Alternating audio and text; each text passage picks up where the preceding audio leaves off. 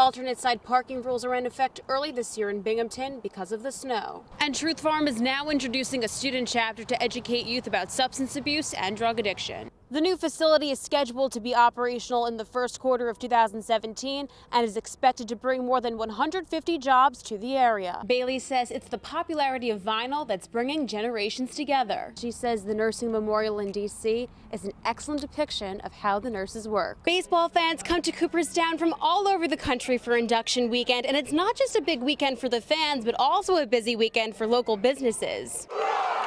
It was the trip of a lifetime for our nation's heroes. I'm looking forward to the entire trip. A group of 54 veterans headed to Washington, D.C. with Twin Tiers honor flight. We didn't get anything after Korea, so I guess this is it. They received a warm welcome upon arrival. Thank you, sir. Thank you so much. And had a jam-packed day seeing memorials that took them back to their days of service. Very stirring to be here and with all these other veterans. I'm very honored to be with them and be one of them. To think of what the men had to go through to do that.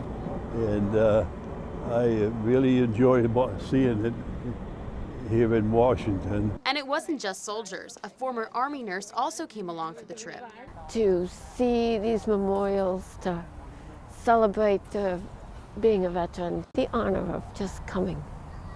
And veterans got a surprise they never expected. Former Senator Bob Dole happened to be outside the World War II Memorial on Saturday. A lot of tears are shed because they think about when they were young and what they did and their family and somebody that didn't make it back. A reminder to the veterans of how lucky they are to be able to go to Washington and visit these memorials. Luckily, I didn't get killed or something, but got through it all. For many, the trip was a day to take time and reflect on their noble experiences. The support of each other, that's so important. And there was one last surprise on the plane ride home. Letters were distributed to the vets. They were letters from family members, just like when they were overseas serving our country. And upon the plane's arrival home, they were welcomed back to a thunderous applause. To some, the ultimate thank you. Justine Ray, 12 News.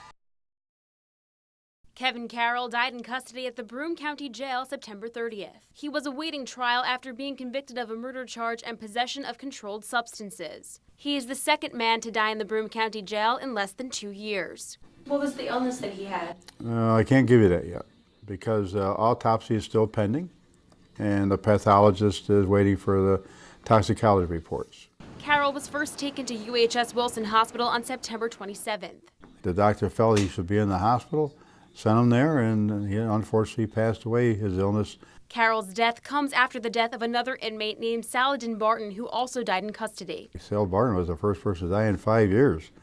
In that time period, 20,000 people stayed here. As for Carroll, Harder says it is up to the Commission of Corrections Medical Review Board to investigate the death and make a determination. A bunch of doctors get together and review all deaths, the same as this one here.